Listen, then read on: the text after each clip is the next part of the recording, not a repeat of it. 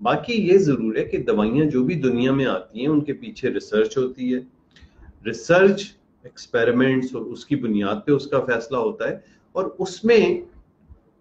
لامحالہ دوائی کی کمپنیوں کا اپنا ایک ویسٹڈ انٹرسٹ بالکل ہوتا ہے۔ لیکن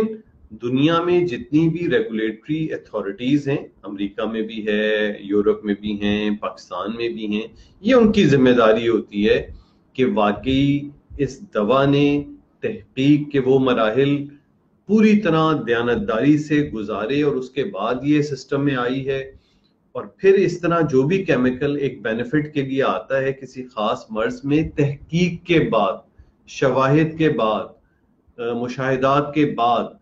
تو اس کو جج کرنے کے لیے بہت سے لوگ موجود ہوتے ہیں، اور دنیا میں اس پہ سختی سے زیادہ سختی ہوتی جا رہی ہے کہ اس کی بڑی ہی اسٹرکٹ ریگولیشن ہوتی ہے۔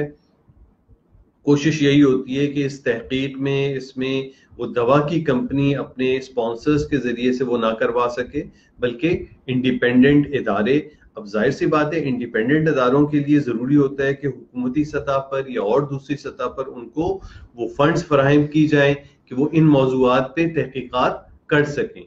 تو سمجھانے کا مقصد یہ ہے کہ یہ جو مسکنسیپشن لوگوں نے اپنے اندر کریٹ کر لیا ہے اور پھر اس کو بڑے شد و مت کے ساتھ پھیلاتے ہیں عام لوگوں کو بھی، جن کو نالج اتنی زیادہ نہیں ہے،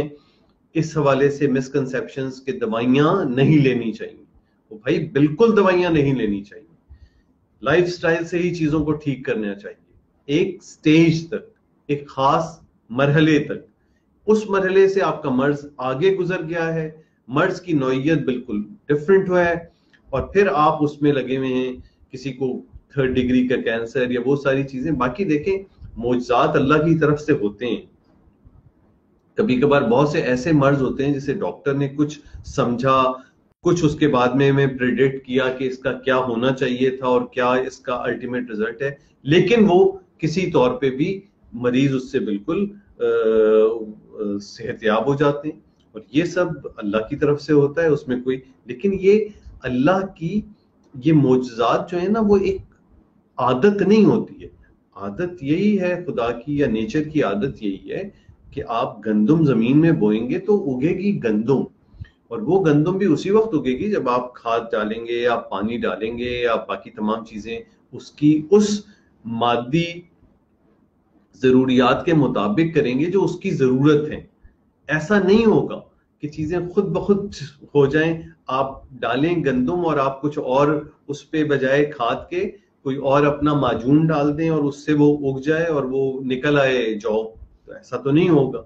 تو باقی تمام چیزوں میں جب آپ کا یقین یہ ہے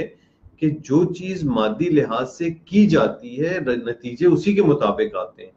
تو یہ جو جسم کی جتنی بھی بیماریاں ہیں، ان کے جتنے بھی علاج ہیں، ان تمام کا تعلق کچھ مادی ذرائع سے، کہ وہ مادی ذرائع استعمال کیے جاتے ہیں جس سے ان کو ٹھیک کیا جاتا ہے۔